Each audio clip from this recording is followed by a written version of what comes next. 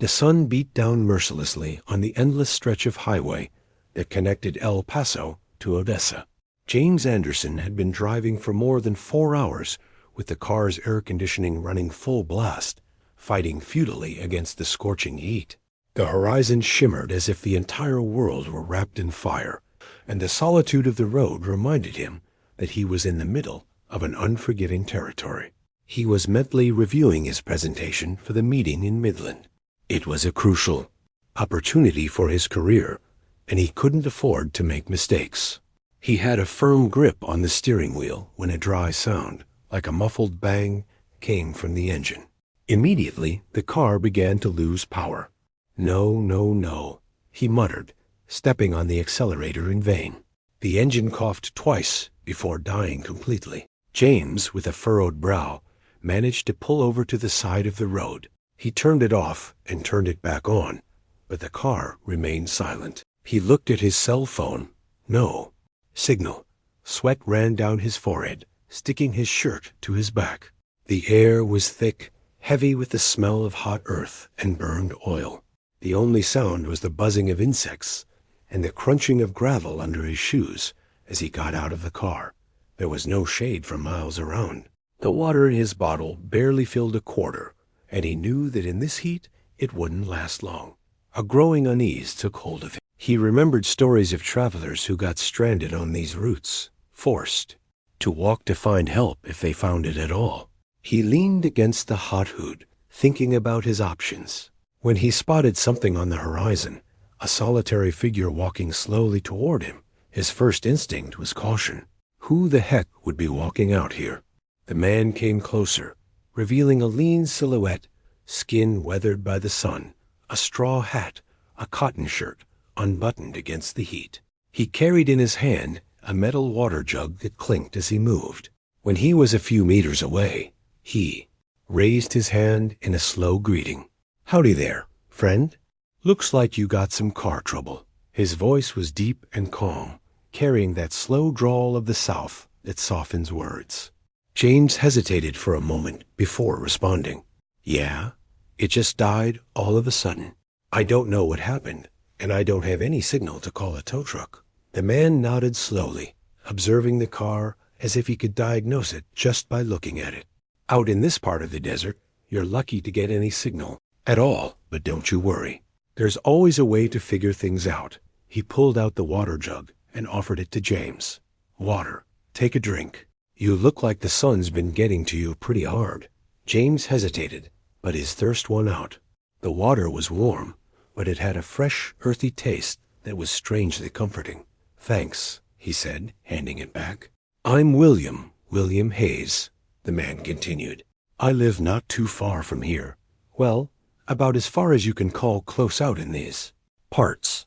The town's called Desert Springs. If you want, we can push your car to a turnoff, and then I can give you a ride in my truck." James looked at the empty highway, the merciless sun, his half-empty water bottle. He didn't have many options. "All right, I really appreciate that." William smiled slightly, that calm smile of someone used to solving problems with patience. "Well then, let's see what we can do about moving this thing." As they positioned themselves behind the car, James found himself wondering who this man really was and why he had appeared just when James needed him most. Something in his gaze conveyed a strange tranquility, as if he knew more than he was saying. If you want to know how a simple encounter changed James's life forever, subscribe now and join us on this journey. With sweat pouring down and the echo of their footsteps on the scorching asphalt, they pushed the car under the blazing sun toward a destination James couldn't imagine, but one that would change everything he thought he knew about his life. The car was left parked beside a dirt turnoff, covered with a fine layer of dust that the wind stirred with each hot gust. James was breathing heavily, feeling his sweat-soaked shirt sticking to his back. William, on the other hand, seemed immune to the heat. His movements were calm, as if the sun didn't bear down on him with the same force. "How long have you folks been living here?" James asked, trying to hide his distrust as they continued. "Pushing. Since forever, friend," William replied with a brief smile. "Right here I was born, and here I'll die. God willing. There's no better place to watch sunrises. James wasn't used to those kinds of answers. His world was measured in contracts, deadlines, and promotions, not sunrises. When they stopped pushing, William walked over to his old pickup truck, a faded cream-colored Ford with rust along the edges. The passenger seat was covered with a woven blanket, and the dashboard showed deep cracks. Still, the engine started with a reliable roar. "Get in. You'll have plenty of shade in here," said William as he adjusted his hat. James hesitated for just a moment before climbing in. The cabin smelled of old leather and dry dust, mixed with a faint sweet aroma like freshly roasted coffee. "Is there a mechanic nearby who could come get my car?" he asked, hoping not to travel too far. William shook his head. "The closest one is in Alpine, and that's about 3 hours from here, and you'd be lucky to find him open. Better we take it to town and figure out what we can do there." The pickup advanced along a dirt road that twisted between cacti and mesquite trees, kicking up a cloud of dust that hung floating behind them. The bouncing made James's stomach jump with each rock. "What line of work are you in?" William asked, breaking the silence. "I'm a civil engineer. I work for a big construction company on infrastructure projects," James replied, without much intention of going into detail. William nodded as if that confirmed something he'd already imagined. "Then you know about structures, about water, about roads. That's always useful in a place like ours." James frowned. "Why do you say that?" "Because here everything gets done by hand and by ingenuity. If something breaks, we don't call anybody, we fix it ourselves. Sometimes with what we have, and sometimes with what we don't." The tone wasn't one of complaint, but of pride. James, despite himself, felt curious. Truck bounced over a deep pothole, and William let out a calm laugh. "Hold on tight, because the road's about to get rougher." The wind came through the open window, dry and hot, but it carried with it a new smell, the smell of desert vegetation, a mix of sage, dust, and a touch of resin. James looked at the landscape, and for a moment forgot his discomfort. "How many people live in your town?" he asked. "About 70 souls, maybe less. Some years more leave than arrive, but those of us who stay are pretty set." The comment hung in the air, accompanied by the monotonous rumble of the engine and the distant song of a bird. James wasn't sure if he was uncomfortable or intrigued by all this calm. After a few minutes, William turned slightly to look at him. "Don't worry, friend. In Desert Springs, there's always a place for someone who arrives with respect and cold water, because out here in the desert, water is life." James looked at him sideways. He wasn't sure if this man was just a friendly farmer or someone who had somehow been waiting for him, but for now he had no choice but to follow his guide. The dust continued to rise behind the truck, obscuring the highway, and with it, everything James had left behind. The town still wasn't visible, but he already felt he was entering a territory that didn't appear on any map of his life. The truck moved slowly, as if it knew every stone and every curve of that dusty road. James, with one hand resting on the door, tried to look beyond the cloud of dust raised by the tires, but all he could see were endless stretches of low scrub brush, twisted cacti, and mesquite. The sky, a deep blue, seemed to flatten everything beneath its immensity. "I made this road myself with some other neighbors," William commented with pride, calm, with nothing but pickaxes and shovels. "Before, to get to town, you had to take a detour that was almost 3 hours longer." James looked at him sideways. "And why haven't you fixed it?" William laughed briefly. "That's like asking the desert to rain every day. Nice to imagine, but it doesn't happen. There's no budget, and when there is, it gets lost in the offices of the city." The truck's bouncing intensified as they entered a narrower area, where the road curved between dry hills. James felt his stomach rise and fall with each bump. "Is your town still far away?" he asked, trying to sound casual. "About 40 minutes if nothing gets in our way," William replied. "But out here, you never know." As if his words were a bad omen, a herd of goats appeared ahead, taking up the whole road. They moved slowly, some stopping to nibble on bush, and a couple of young goats scampering between the legs of the older ones. William slowed down and leaned out the window. "Hey there, let's move those goats to the side," he called out to a young man walking alongside the animals. The boy, tan and lean, raised his hand in greeting and started guiding the herd to one side. "Afternoon, Mr. William. And who's that?" he asked, gesturing with his chin toward James, "A friend whose car broke down." "He's heading to Desert Springs," replied William.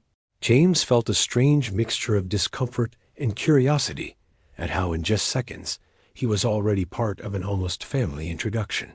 When the road was clear, William sped up again. "Everyone knows everyone here, friend. So when someone new shows up, it's news." The wind kept coming through the window, dry, but it carried a murmur, a distant song of some bird that broke the absolute silence. James, used to the constant noise of the city, noticed each sound with an almost uncomfortable clarity. "Have you ever thought about moving to the city?" he asked. William pressed his lips together for a second before answering. "I went to El Paso once. So much noise, so much rush, everyone running without knowing where they're going. Here you walk slowly, but you always know where you're headed." James didn't respond. The words resonated more than he would have liked to admit. The road widened and revealed in the distance a darker line on the horizon trees, grouped around what looked like a dry riverbed. William pointed with his chin. "That's Desert Springs Creek. When it rains, it fills up and won't let even mules cross." James observed the deep cracks in the creek bed and thought about how difficult it must be to live in a place where water was such a rare visitor. "And what happens if someone gets sick?" he asked. "Do you pray they hold on until help arrives, or do you take them the old way?" "Out here you learn to take care of yourself so you don't reach that point." The truck continued on its way, and James felt that every kilometer was taking him not only away from his car, but also from the world he knew. There was a strange calm to this journey, as if time were stretching out. William hummed a soft corrido, barely audible, while the engine purred. And although the town still didn't appear, James had a feeling that once he crossed its entrance, something inside him would also cross an invisible border. William's truck left the dry creek bed behind and began to descend a gentle slope. It was then that James saw among a scattered group of mesquite trees the first houses of Desert Springs. They were low adobe constructions with tin roofs, some painted with colors faded by the sun. The packed dirt streets formed an irregular network that seemed to follow the whim of the terrain more than any planned design. "Welcome to Desert Springs," said William with a gesture of pride on his face. "It's not much, but it's ours." James looked out the window with attention. A couple of barefoot children ran after a ball made of rags, and an elderly woman sat in a rocking chair beside her house's door, watching him with a mix of curiosity and suspicion. The air smelled of hot earth, but also of fresh corn. The truck passed in front of a small whitewashed church with a modest bell tower. The door was open, and from inside came the murmur of prayers. A woman stood to the side watering potted plants made from recycled paint cans. "There's Miss Linda's store," William commented, pointing to a shop with a hand-painted sign. "If you need anything, she always has it or knows who does." James nodded, though his only thought was finding a way to fix his car and leave as soon as possible, but his plans collided head-on with William's words. "The town mechanic is sick, can barely get out of bed, and the only one who helps him is working at a ranch about 2 hours from here." "And how long does that mean?" James asked, feeling a knot in his stomach. William looked at him sideways. "With any luck, a week." The blow of the news was dry.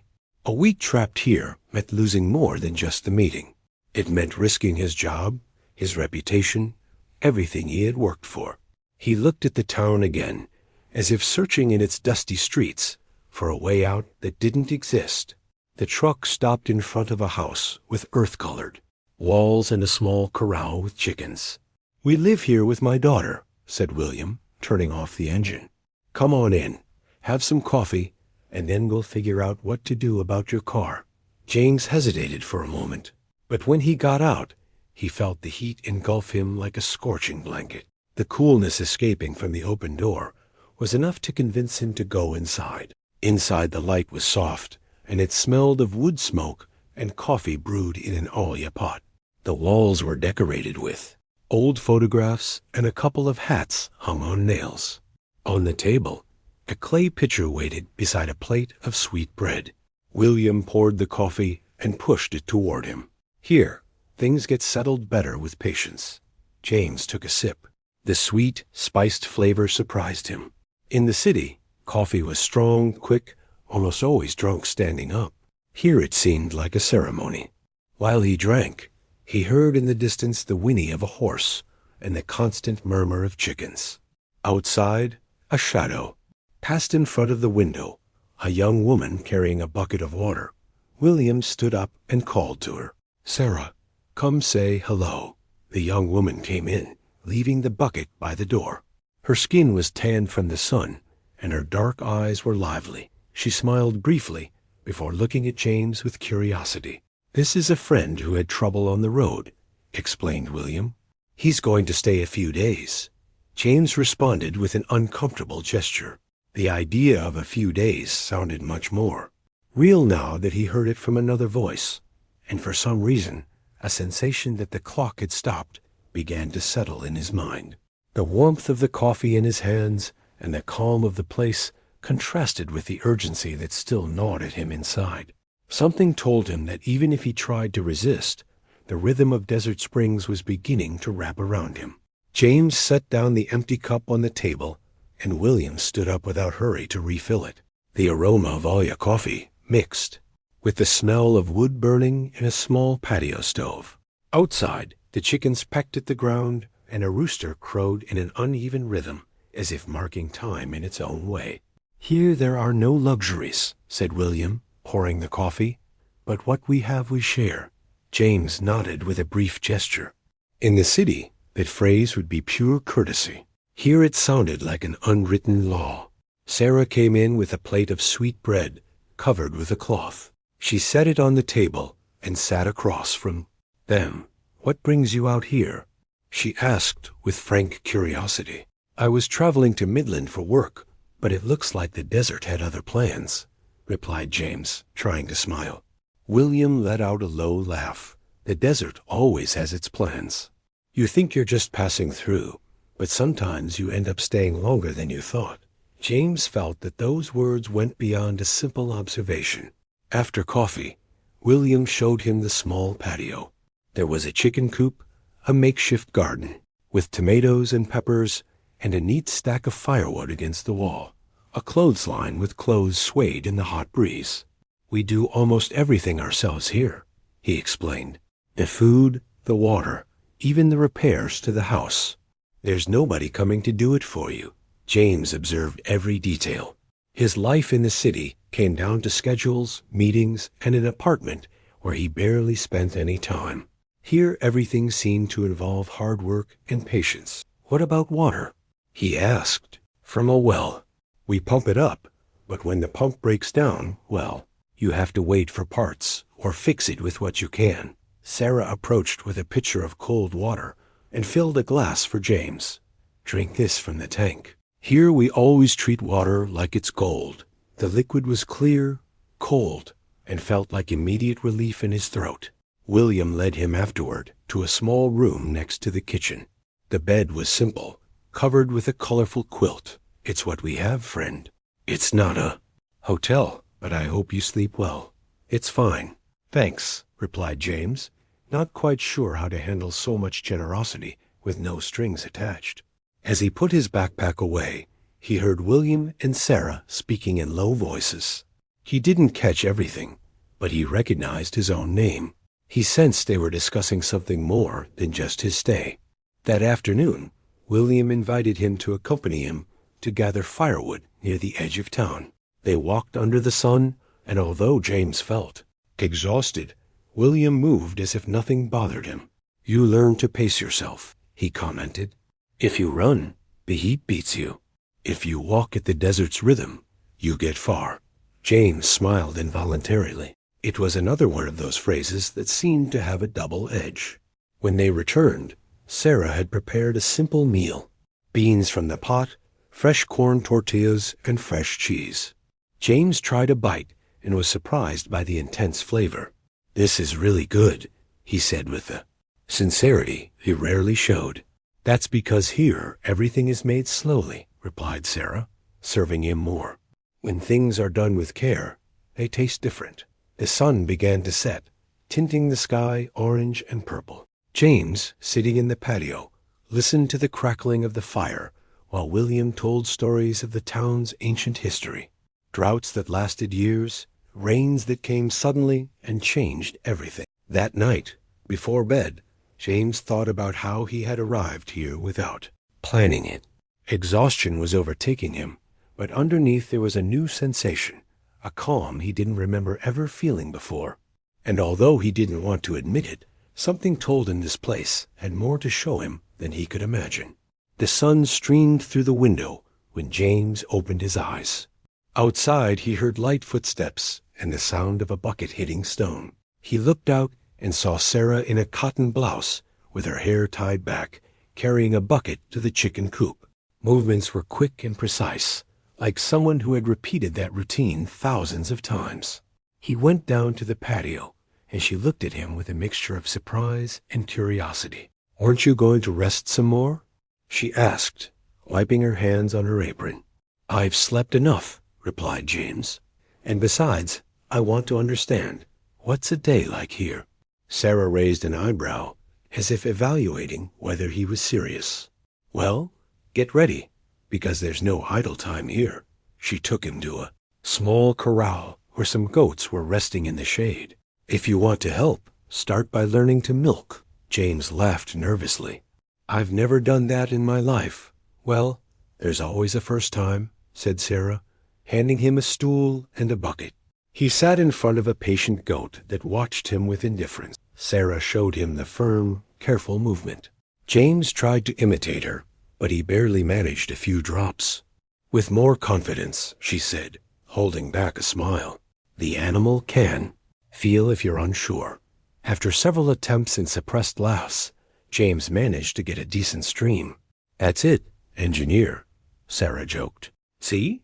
Here we have projects too, just a different kind." As they filled the buckets, a heavy sound began to repeat in the distance, a pump motor. James frowned. "Where's that coming from?" "From the well," answered Sarah. "It shouldn't be running today. I think God's checking it."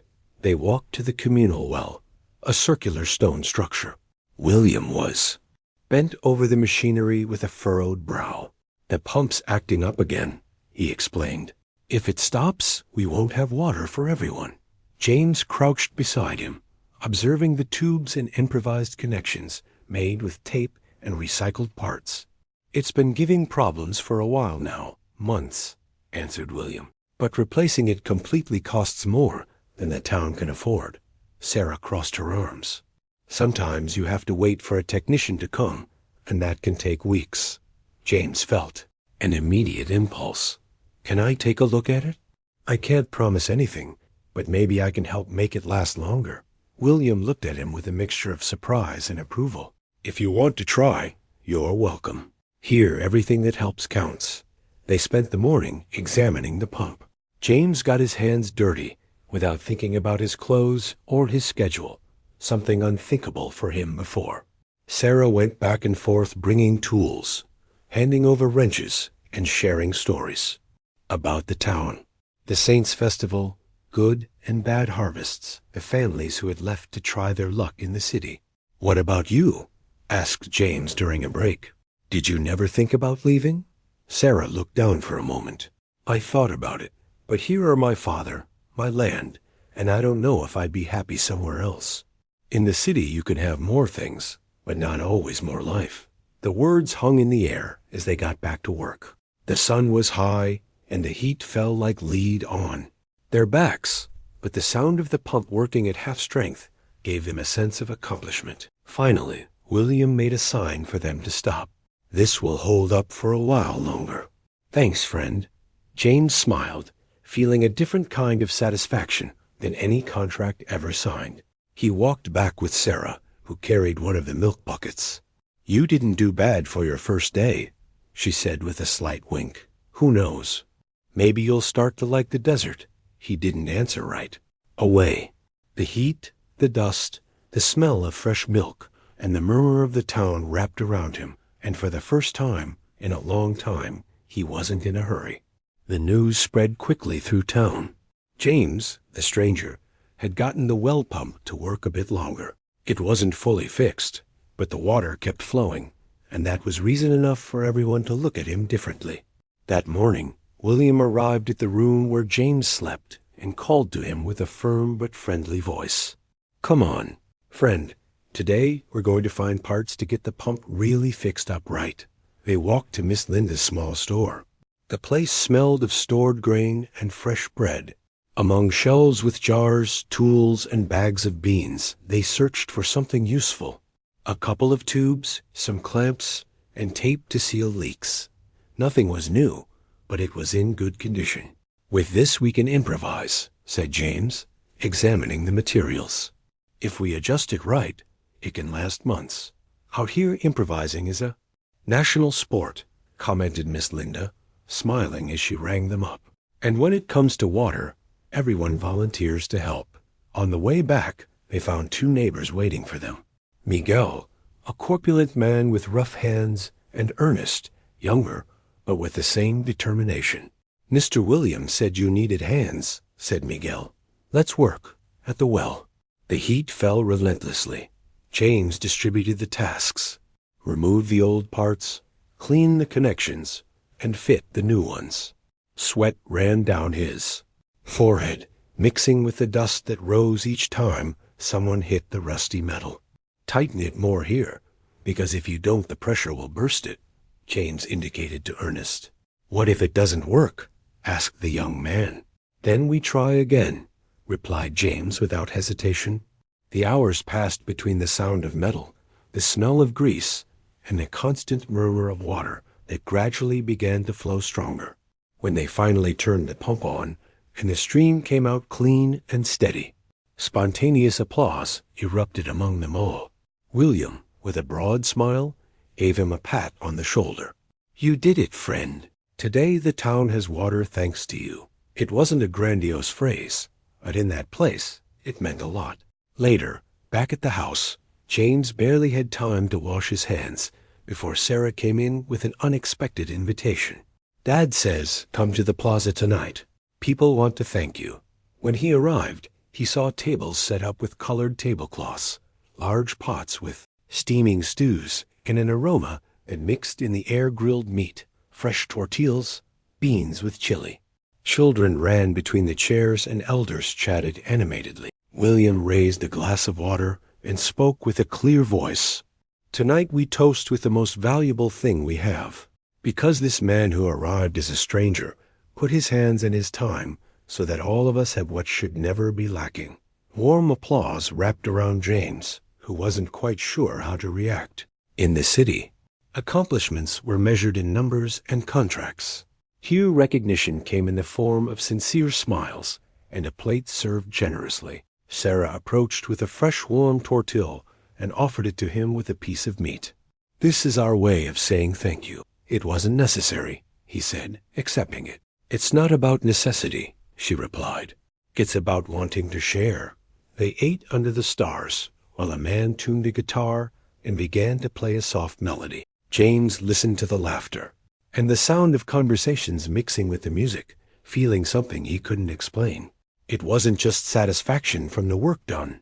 It was a new connection, as if for a moment he belonged to this place. That night, when he returned to his room, he looked at his hands stained with grease and dust. He smiled. It had been years since he'd ended a day so tired and so happy. The guitar music took over the plaza. The man playing it, with gray hair and a tilted hat, closed his eyes at each chord, as if remembering ancient stories. Around him, people continued serving plates and glasses, and the aroma of grilled meat mixed with that of hot tortillas. James sat on a wooden bench beside William and Sarah. The day's heat had given way, and a light breeze brought the smell of fresh earth. Above them, the sky spread out like a dark blanket, dotted with stars more brilliant than James could remember ever seeing before. "Here the sky doesn't hide behind buildings or lights," said William, looking upward. "That's why you learn to read it." "Read it?" asked James. "Yes, friend. The sky tells stories. When will the rain come? When will the wind change? And how long should you stay inside?" Sarah smiled. "My dad says the stars are like beacons for those who know how to look at them." James fell silent, feeling that those words held a weight beyond the literal meaning. In one corner, a group of women began to sing a soft melody accompanied by clapping and muffled laughter. William, with a calm gesture, poured James a glass of artisanal mezcal.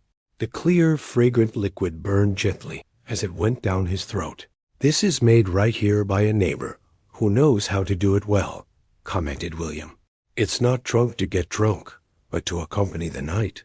James nodded, savoring the warmth it left in his chest. The conversation became lighter. Sarah told him stories from her childhood, how she would run after the rains to feel the first drop, or how she would hide in the yard. Corral to eavesdrop on the adults talking about things forbidden to children. "And you?" she asked him. "Did you always live in the city?" "Yes," replied James. "I grew up surrounded by noise, traffic, rush, and I never stopped to think if that's what I wanted. I just kept moving forward as if the goal was clear." William looked at him calmly. "The desert takes away what you don't need and leaves you with what's essential." That phrase hung in the air like one of those melodies that repeats, whether you want it to or not. Later, the man with the guitar began to play an old country song, and slowly some people started to dance. Sarah, laughing, took James by the hand. "Come on, it won't bite. I don't know how to dance this," he protested, but she dragged him to the center. The steps were simple, but the rhythm of the song demanded letting go. James stumbled a couple of times, which caused more laughter than embarrassment. The music, the clapping, and the voices around him wrapped him up, and for the first time in a long time, he stopped thinking about what came next. When the song ended, they went back to sit, still laughing. Sarah offered him a piece of cayeta, and James accepted it without thinking. The flavor was intense, creamy, and reminded him that in the city everything seemed faster, even the food. The night went on without him noticing. The mezcal, the songs, and the stories shared gave him a feeling of belonging he hadn't expected to feel. Before saying goodbye, William gave him a pat on the shoulder. "Tomorrow we'll see what else you can learn from this place. The desert always has lessons." James looked at the sky one more time before going inside. The stars shone as if they were closer than ever, and a small but firm part of him began to wish the morning would take a long time arriving. The day dawned with a thick heat, denser than usual. James noticed that the air seemed still, as if the desert were holding its breath. Sarah was in the patio, collecting the hanging laundry before the wind changed. "Does it always get this hot in the morning?" he asked, going out with a cup of coffee. "Not like this," she replied without stopping her work. "When the heat pushes like this early, it's because something's brewing in the sky." William came out of the kitchen, adjusting his hat. "They've been saying a storm's been building since last night. The air feels it before we do." James looked toward the horizon. The sky was still clear, but in the distance to the west, a gray line stretched like a stain. During breakfast, the conversation centered on the same thing, the coming storm. Some neighbors had passed by warning that they needed to secure roofs, put away tools, and lock up the animals. In a place like Desert Springs, a heavy rain could be either a blessing or a disaster. "If the water comes in right, the crops will be saved," explained William. "But if it comes down hard all at once, it'll wash everything away." James offered to help. The first thing was to go to the corral to reinforce the fence. The air began to move in short gusts, and with it came a different smell, moisture mixed with dust.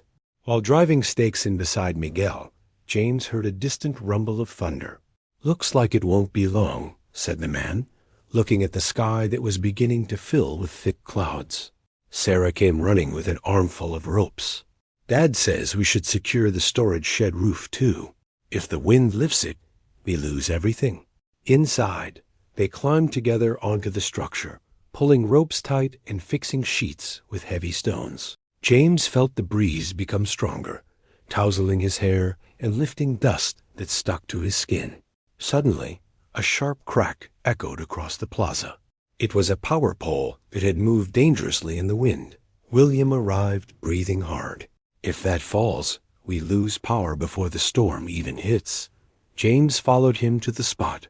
With help from 2 neighbors, they managed to prop up the pole with logs and ropes. It wasn't a permanent fix, but it would hold up for the night. The sky was already covered, and a cold shadow spread over the town. The air carried a constant murmur, a mix of rustling leaves and restless animals. The goats bleated in the corrals, and the chickens sought shelter under any shade. Sarah appeared with a bag of blankets and flashlights. "Just in case the power goes out," she said, handing one to James. "Out here you never know how long the blackout will last."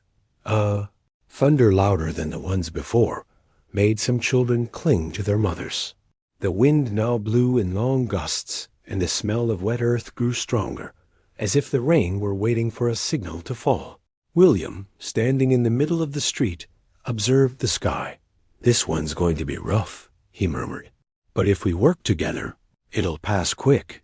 James felt a strange pride, realizing that without thinking about it, he was already included in that we. He wasn't a spectator. He had been there all day helping secure the town with everyone else. The first drop hit his cheek, fresh and heavy. Then came another, and another, until the ground began to darken with patches of water. The storm had arrived. William looked at him with a slight smile, as if he knew the real test was just beginning. The storm was hammering down on Desert Springs. The sound of rain hitting the metal roof was deafening, and the wind was tearing dry branches off the mesquite trees, hurling them against the adobe walls.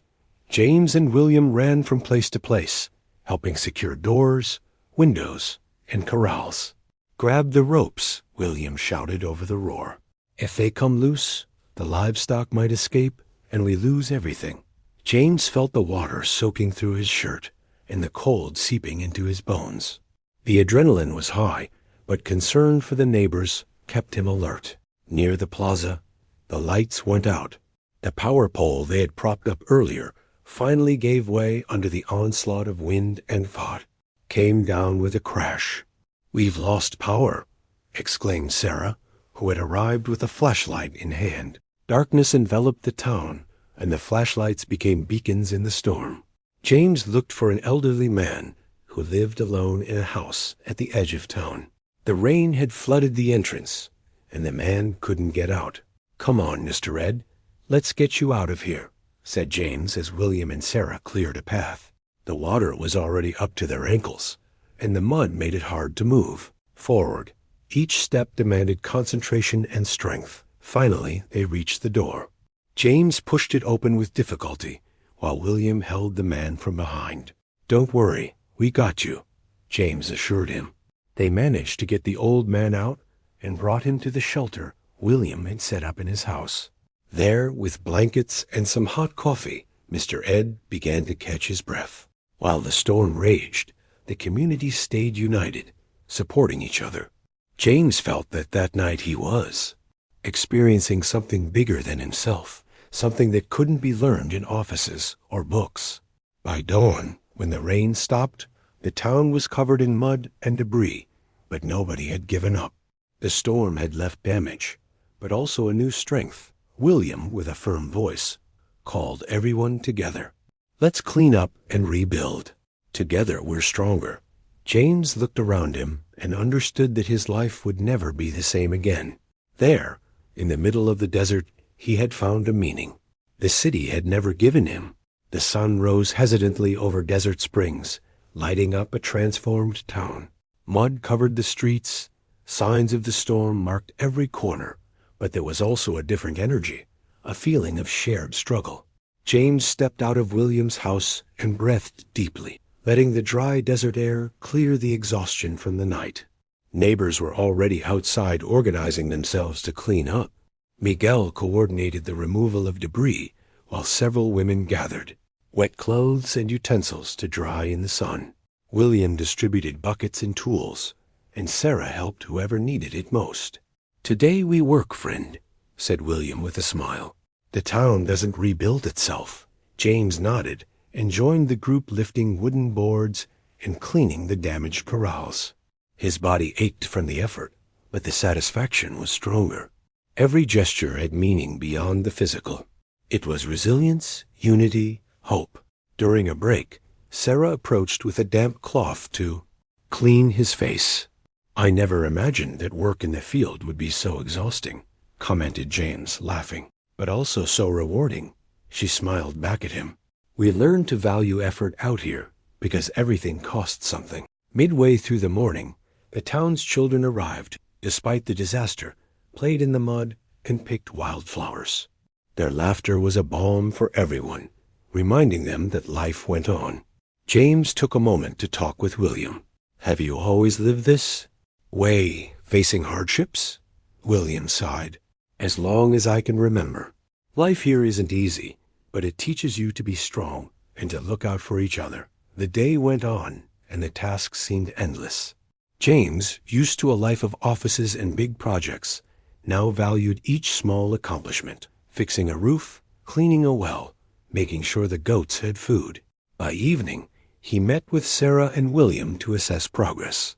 "We're doing well," said William, "but there's still a lot to do. How are you feeling?"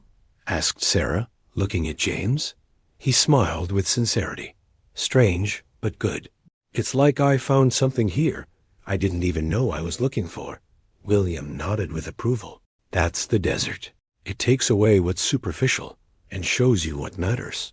That night, James stayed in the plaza watching the stars. He thought about the city he'd left behind and the simple life he was beginning to know. He knew he had decisions to make, but for the first time in a long time, he wasn't in a hurry. The community kept working together, and he felt part of something much bigger than any professional accomplishment. The day started with a different feel. James woke up with renewed hope, but soon his phone vibrated on the table by the window. The message was short but impactful. The company had decided to replace him. His job no longer existed. For a moment, the world seemed to stop. He looked at the rustic ceiling of the room and felt a mixture of relief and unease. He had lost what he had pursued so hard, but he was also freeing himself from an invisible burden that had been crushing him for years. William came in just then with a gentle smile. "Sometimes losing is winning, friend. The desert teaches you that what you think you have isn't always what matters." James looked at him, trying to find meaning in those words. "I don't know what I'm going to do now," he confessed. "Everything I planned fell apart in an instant." William sat beside him calmly. "Here in Desert Springs, life is different. It's not about plans or careers, but building day by day with what you have." Sarah appeared with a pitcher of fresh water and sat with him. "You're not alone," she said. "If you want, you can stay and help us with the projects we have planned." James felt a door open inside him, an opportunity he hadn't considered. The thought of returning to the city, with its rush and competition, began to lose power against the possibility of a fresh start. In the days that followed, the community welcomed him with a mix of respect and support. William showed him old maps and blueprints where he marked water sources and areas for installing solar panels. Technology, James thought, could be the tool to improve the town's life, but it wasn't all easy. The lack of resources, the distance, and the initial distrust of some neighbors were real obstacles. But James, for the first time, wasn't alone and wasn't guided by cold logic. He had William and Sarah, who taught him the value of patience and solidarity. One afternoon, while reviewing documents by a fire, James asked, "Do you think this can really change something?" William looked at him with wisdom. "The greatest change always starts within yourself, and in a small town like this, every step counts." Sarah nodded and added, "Here we don't try to be the best. We try to be part of it, to be useful." James reflected on those words as the fire crackled and the stars began to shine. The idea of a new path away from the city and its pressures became clearer and more real. That night, before sleep, he put his phone in his backpack and looked out the window toward the desert. The silence that surrounded him no longer seemed empty, but full of possibilities. He had lost a job, but gained something he didn't even know. He needed a place to belong. James woke early with the sun, just touching the tips of the mesquite trees. The quiet of the town gave him space to think, without pressure or urgent calls. At the kitchen table, William was waiting with 2 cups of Alia coffee. "I've been thinking," said James, pouring some coffee. "I'd like to stay for a while here, help with those projects you mentioned." William smiled as if he'd been expecting those words. "There's always work here for someone who wants to help. Water and energy are big challenges, but with will and hands we can overcome them." Sarah came in with a notebook full of sketches and drawings. "We have ideas for installing solar panels and irrigation systems, but we need hands and technical knowledge." James looked at the plans, feeling a mix of excitement and responsibility. The chance to apply what he knew, but for a different purpose, seemed like a way to give back to the community that had welcomed him. The days that followed were intense. James got involved in every step, from measuring sunlight to teaching the town's young people how to use basic tools. Sarah and William were his guides, but also his co-workers and learning partners. "I never imagined my engineering would serve this purpose," he commented one day while adjusting a panel. "But here it feels different, because it's not just work," replied Sarah. "It's life." The town, although small, was full of challenges that went beyond the technical. The distance, lack of resources, and initial skepticism from some neighbors were real obstacles. But James learned to listen, to respect people's pace and traditions, and to show through actions that change was possible.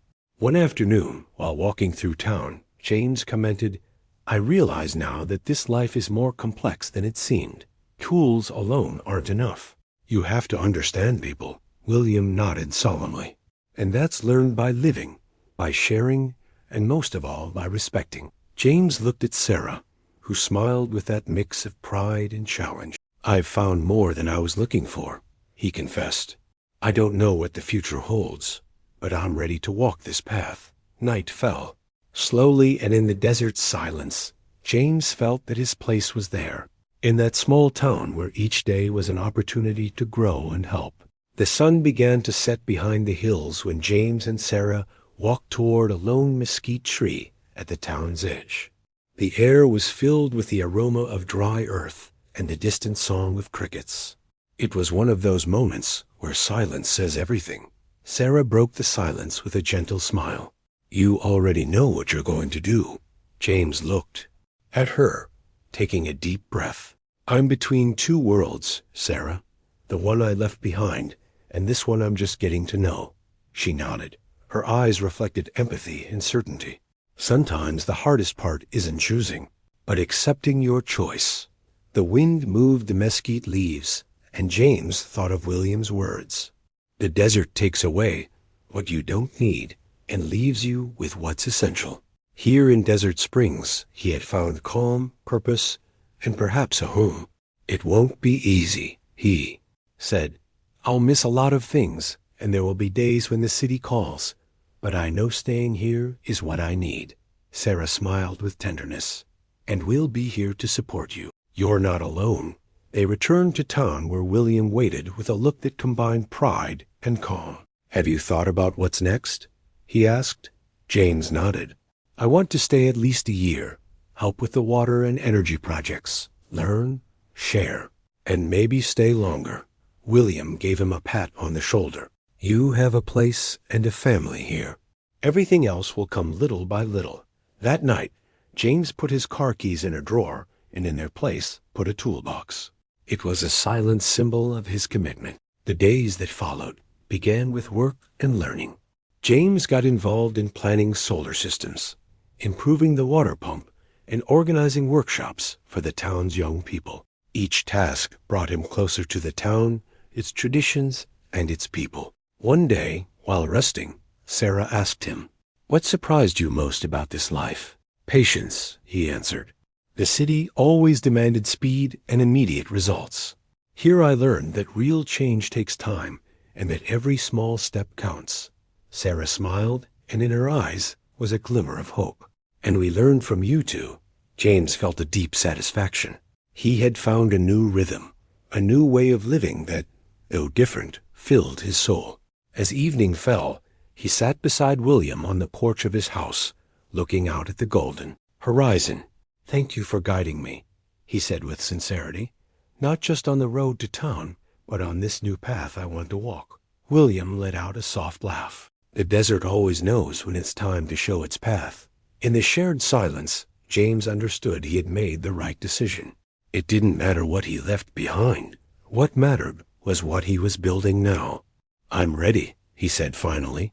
And so, under the vast sky of the desert, James started a new chapter with the certainty that in Desert Springs he had found not just a place, but a home. The sun began to set over the golden horizon, painting the sky with orange and purple tones. James walked beside William along a path that wound into the desert, wrapped in a deep calm. The dust under his boots rose in small clouds, and the silence was interrupted only by the distant song of a desert bird. "Look, friend," said William, pointing toward the horizon. "The desert is never the same twice. It changes, but it always stays the same."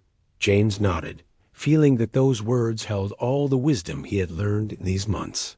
He had left behind a life of stress and hurried to embrace a simpler, but also fuller existence. Since deciding to stay, he had directed projects to bring water to nearby communities, install solar panels, and create educational spaces for the town's children and young people. The transformation wasn't fast, but every accomplishment felt like a shared victory. He remembered the nights under the stars, the storms that had tested everyone's resilience, and the smiles he received every morning. He realized that what he had found wasn't just shelter, but a family. William broke the silence. "Remember when you arrived and your car broke down in the middle of the desert?" "How could I forget?" replied James with a smile. "That moment changed everything for me. The desert doesn't just test you. It gives you gifts too," said William. "You found yours." They stopped on a small hill where they could see the town with its adobe houses, the old church, and lights beginning to turn on. The wind softly caressed James's face, as if the desert was welcoming him. "Here, friend, we learned that time isn't measured by clocks, but by moments," said William. "And you're already making history." James looked at the town that was now his home and felt profound gratitude. He knew his life would never be the same again, but he didn't want it to be. He had found in Desert Springs something he hadn't expected: a purpose. Before parting, James made a silent promise to keep working so that that place, which at first seemed like a lost point on the map, would shine brightly. As night fell, while the stars filled the sky, he remembered William saying that the desert chooses who stays and who leaves. He had been chosen to stay. If this story touched your heart, subscribe and join us on the next adventure. And if you want to know another incredible story of solidarity in America, click on the video you see on the screen right now.